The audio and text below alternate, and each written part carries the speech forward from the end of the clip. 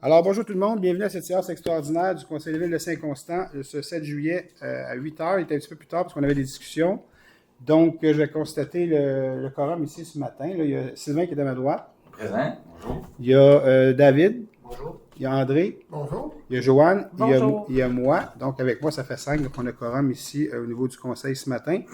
Il y a 2 points à l'ordre du jour. Il y a peut-être un point qu'on va suspendre la rencontre pour pouvoir en parler un petit peu plus encore, si vous tenez à ce qu'on le fasse. Donc, le premier point, c'est l'avis de motion et dépôt du projet de règlement numéro 1756-22, modifiant de nouveau le règlement numéro 1582-18, décrétant une dépense de 7 360 721 et un emprunt du même montant, la conception, la planification et la réalisation du projet de réaménagement du lac des Fées, la fourniture et la mise en œuvre d'une clôture en sol tressé entre l'emprise publique de la rue Sainte-Catherine et les propriétés privées situées entre les rues Vincent et le boulevard Montchamp. La conception, la planification et la réalisation du projet de réaménagement du site du Centre Denis-Laure, la conception, la planification et la réalisation du projet de réaménagement du Parc Leblanc, la conception, la planification et la réalisation du projet de construction de bâtiments de services d'aménagement extérieur sur le site de la base de Penel afin d'augmenter la dépense et l'emprunt pour un montant additionnel d'1 404 688. Donc, 7 millions plus 1 400 000. Donc, ça va être le nouveau règlement d'emprunt. Alors, je vais juste sauver des documents là-dessus. Le nouveau règlement, Sophie, ça va être de 8 millions, je pense. Le montant total. 8 millions 7, exactement ça. La modification va amener le règlement d'emprunt à 8 millions 7. 8 765 409. Exactement ça. Donc, Alors, qu'est-ce qui donne l'avis de motion? Joanne Césaré, je donne l'avis de motion et je dépose le projet de règlement devant le Conseil. Parfait, super. Moi, je vais avoir des questions là-dessus après qui ont été posées, donc je vais y répondre juste après la période de questions. Donc, le point numéro 2, règlement de réclamation découlant du règlement numéro 1444-14 sur le programme d'aide aux propriétaires de plus de 65 ans. Est-ce que vous voulez que je suspende la réunion pour qu'on puisse en parler encore ou vous êtes prêts à prendre une décision là-dessus suite à ce qu'on a partagé tout à l'heure? Depuis une demi-heure presque. Je me demande si on ne devrait pas suspendre cette point-là. Oui. Puis en reparler.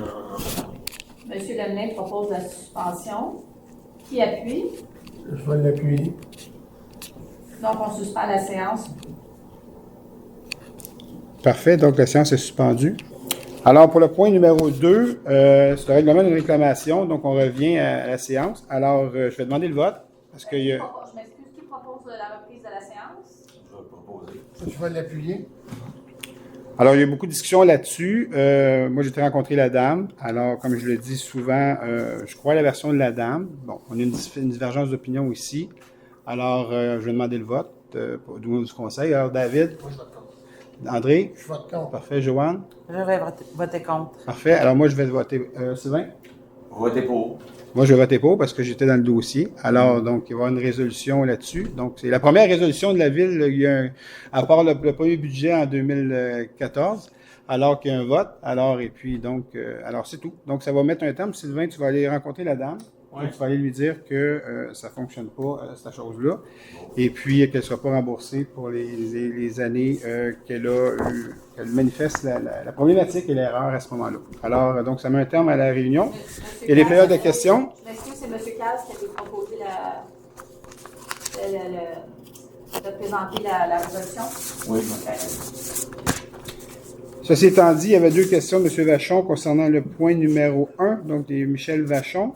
Alors, c'était, voici, qu'est-ce qui justifie un troisième emprunt augmentant l'emprunt initial de 5,5 millions pour le porter à 8,7, soit une augmentation de 59 Madame, je vais quand même, elle a fait le travail, donc Geneviève, je vais quand même lire ce qu'elle a écrit. Depuis l'application des travaux, les coûts ont explosé, ce qui nous oblige à retourner en modification de règlement suite à la dernière ouverture de soumission.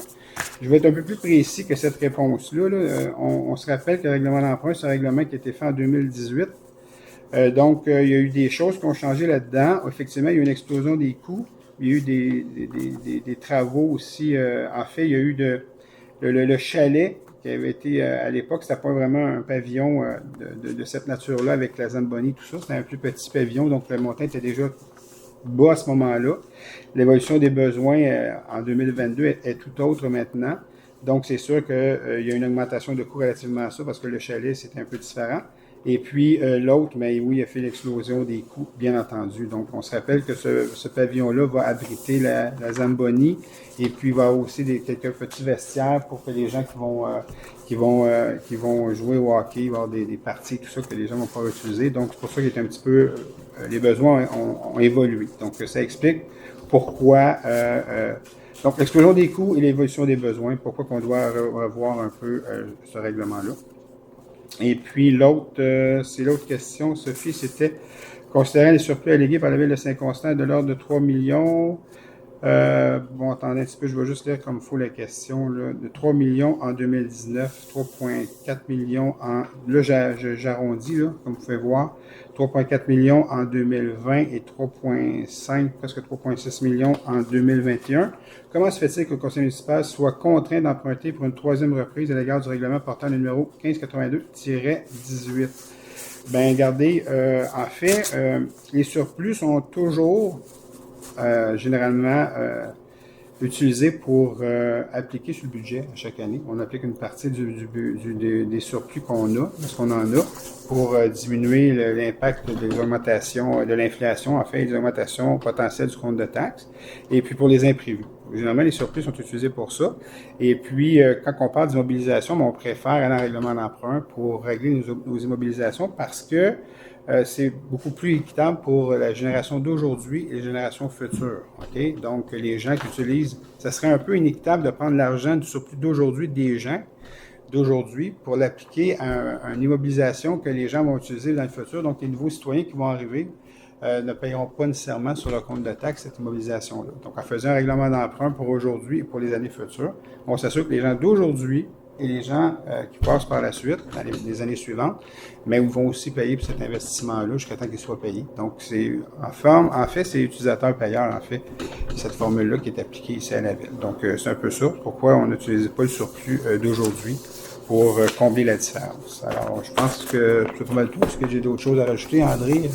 En principe, il y a un vieux principe comptable qui dit que tu finances des immobilisations avec des dettes à long terme. Et en plus. Et non avec du cash. C'est exactement ça. C'est un vieux principe comptable qu'on applique. C'est un vieux principe comptable qu'on applique et puis qui doit être appliqué en fait. Puis, moi, je pense que les gens qui ne le font pas devraient le faire.